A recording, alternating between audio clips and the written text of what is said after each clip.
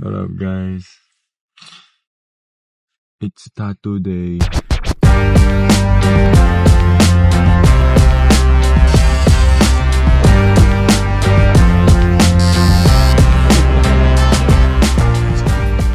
Nandito tayo sa Pale Rose Tattoo. Inintay natin yung artist kasi ang appointment natin is at 10 a.m. And it's already 10:12, 10:13. So really excited sa magiging tattoo ko. Are you excited to, baby? Yeah, I'm excited. Because she's planning to get a new piercing. Where? Here. Or maybe 2. Or maybe 3. Damn. Hindi ko rin sure kung tattoo lang ba or pwede rin sa kanila mag-piercing. Hindi ko rin kasi natanong. Kasi I didn't ask the artist if they have a if they pierce also. Samahan niyo ba na bumili ng kape? Wait na natin yung text ng artist. Let's go. So kung ice freezer natin. Ice freezer. Ayaw mo ng coffee?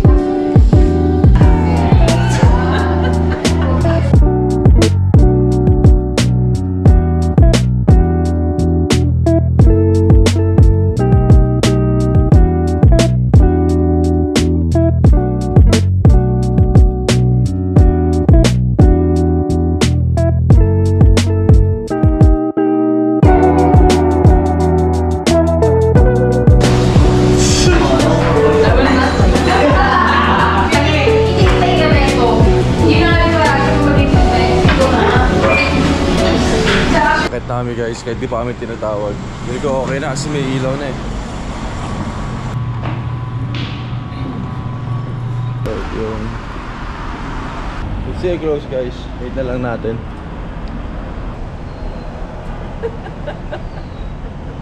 What? What are you doing? Damn! It's a nice car. Or no, Dodger. I wanna have a nice car one day. Still waiting for the main artist. Aba. Alright. Ano, wala na yung ano dito. Yung setup niya, sir, na nawala na. Ah, talaga. So dati kasi may parang detect na skate park. Kaso nawala na, tinanggal na daw. So di lang pala tattoo shop dito guys, may mga parang gallery din.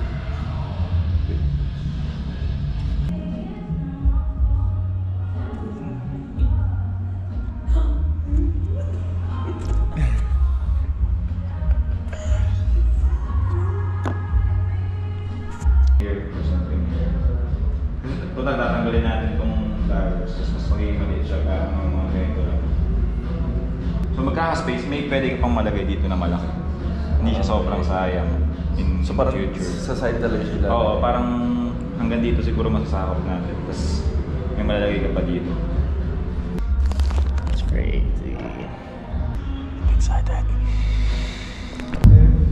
So imagine nyo, ganyan. Then lalagay siya sa dito porch. Crazy. Yari na naman ako sa tatay ko.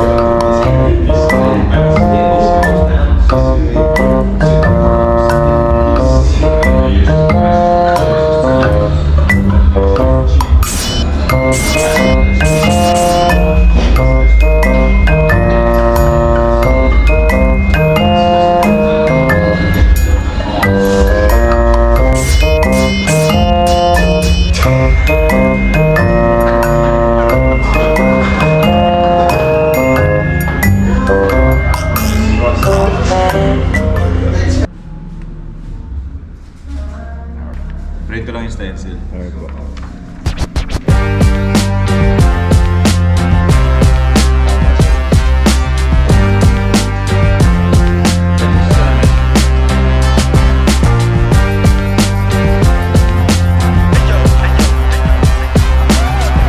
Yung ibang ginagawa, mga font, tapos tsaka na lang mag-ibig sa kabila. Hindi, baka right leg lang talaga ako eh. Sinabi ko.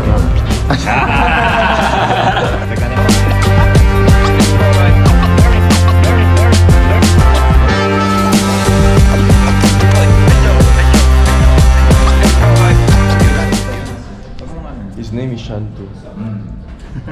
Shan. Ito kaya.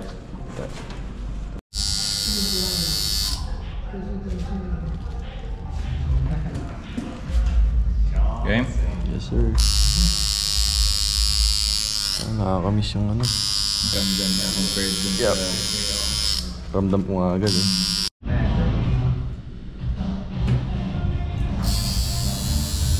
Kasi forever yun eh. Na-OC ka. Oo mo, nauusi ako.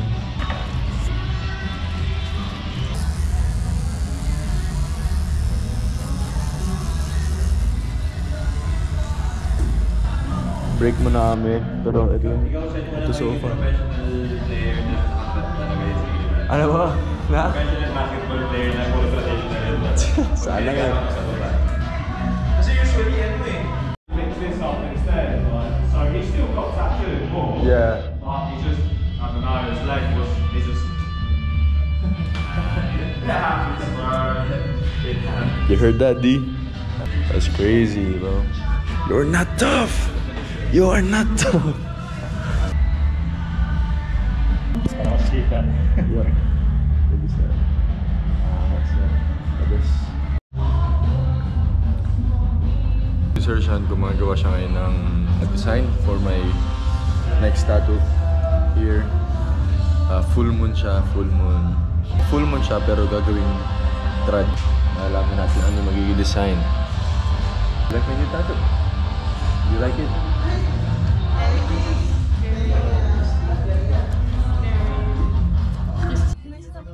Super stylé, mon mec il a énormément d'originalité, il fait des vrais tatous, genre tu voyais sa jambe, plein de tatous trop stylés. Ça, c'est mon mix. Ouais.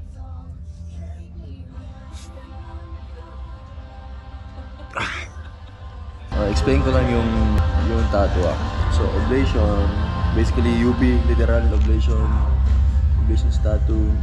Then may mga yan din dito. Yung tatapakan niya, hindi ba to? Championship Trophy Season 87. Then yung mga sunflowers kasi pag graduation, mga graduation, usually yung mga around June, punong-puno ng sunflower yung gateway eh. Yung university, ganyan yung university gateway. I don't know, alimutan ko rin.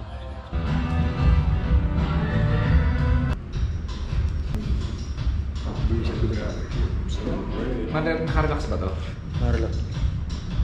Yan yung relax na sir. Hindi siya bilog na. Oo, hindi siya bilog. Sa pangan.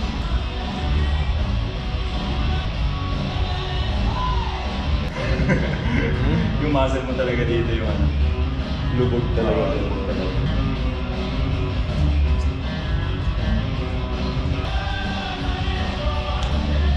Hindi siya bilog. Hindi siya nagkasarap talaga. Parang may ano lang dito, makukuha ko naman yung illusion. Ayusin mo na lang. Kaya naman sir. Oo, kaya i-adjust na lang to. Kahit i-flex? Pag flex, konting adjustment dito sa side na to kasi muscle talaga to. Itong part na to. Tayo ka. Or gusto mo dito lang yung dark side, no? Hindi ganun pa rin eh. Ano pa rin Same, siya eh. same pa rin talaga. Oo. Nahirapan kami sa placement na itong moon. Kasi gusto ko talagang palagay ng moon eh. So yun guys, tapos namin ni Sir Sean. Namatay kasi yung camera eh. Pero ang original plan talaga is ilagay yung moon dito sa harapan. Pero ang nangyari is hindi siya mabilog, like hindi makuha yung pina-perfect circle. Then ginawa na lang is nilagay dito sa may taas ng oble. So okay naman. Para ang nangyari is isang piece na siya. Buo na yun dito sa side ko. Ito na lang. bukas yan. Tapos, I'm fucked up. Seriously, hindi naman po, like, sa mga ganyan. Kasi baka in few days, mag-start na ako mag-workout. Hindi naman. Basta light workouts lang naman. Ayos lang. Bawal siya yung pawis sa pawis. Mga ilang days.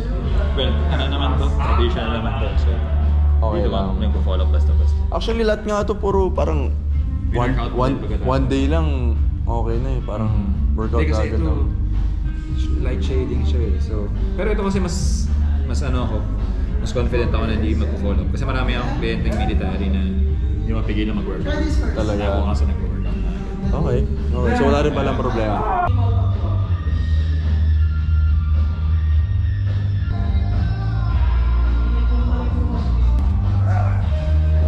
Sir.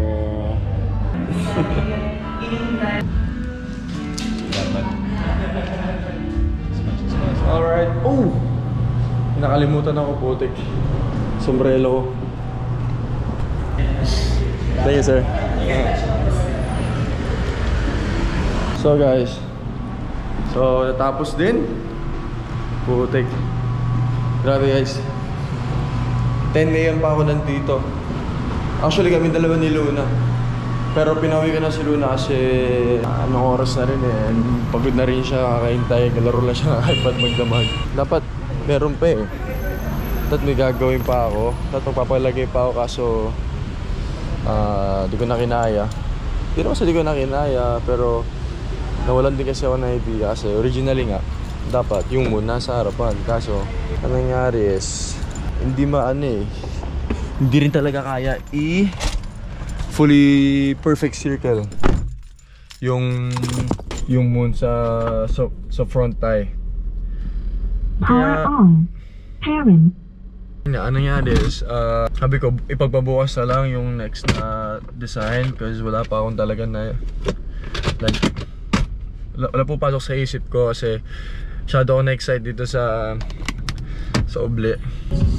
So on the way ulit kami sa shop for my third tattoo.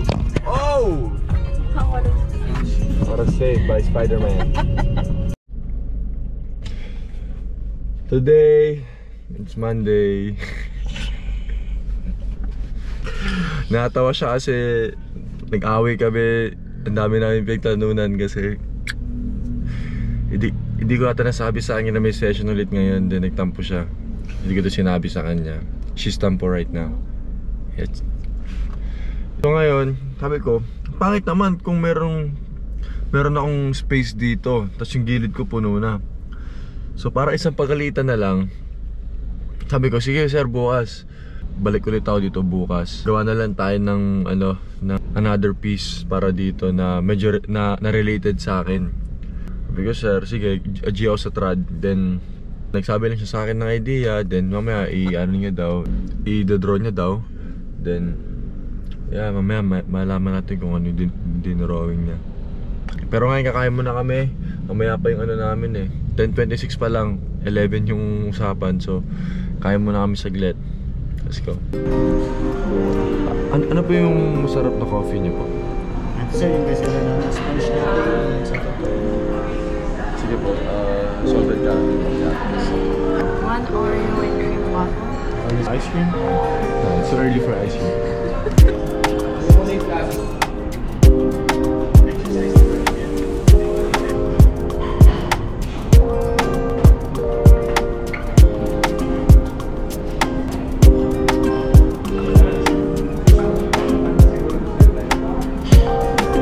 It's cookies.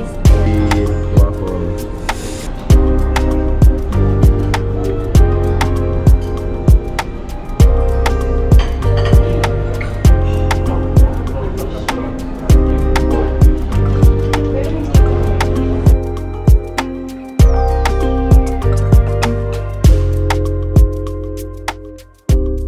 Lalagay pa ako ng smile. Oo nga, parang kasi mukha siyang dila na mahaba na. So parang tatlo, parang mukha siyang parang portal style. Tapos parang siguro may smiley face dito. Alright, Yeah, I'm good with that. something I'm good with weird that. lang. So wala na magkaroon ng crazy shit din.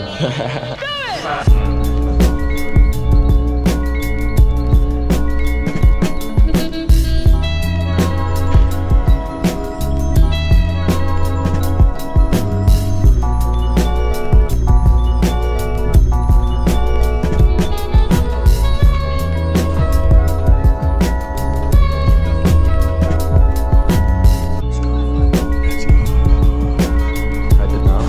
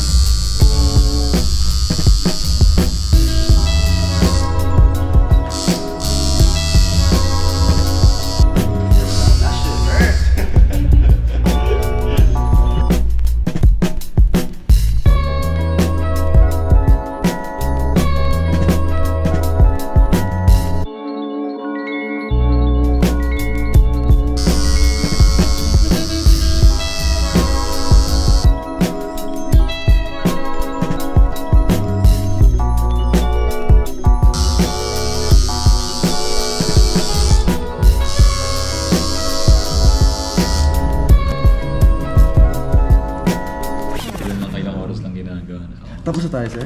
Damn. That's crazy. Mukha siyang sarado kahit magkakahiwalay yung cases. Parang hindi mo na kailangan maglagay ng mga background or something. Once na mapuno na yan, ang look lang din yan, parang ganito na yung puno lang din. Parang sumakot talaga yung meaning eh. No? Parang ako, papa, mama, kuya, then cry baby. So, baby means bunso. Parang para sa akin bunso. So, ako kasi yung bunso eh. Parang sumakto rin. Self-portrait. Yeah. What up? So, tapos na ang session. Shoutout kay Sir Sean. Sobrang lupit. Ginawa niya pa ako ng customized na trad. Na may twist ng trad. Nakangas. Nakita nyo naman kung gaano kalupit. Siyempre, permanente na sa balat ko to. And siyempre, gusto ko yung parang sure na sure talaga na maayos yung magtatattoo sa akin. And highly recommend Sean De Anton. Kung gusto niyo siya i-check, ito yung IG niya. And ito yung shop nila.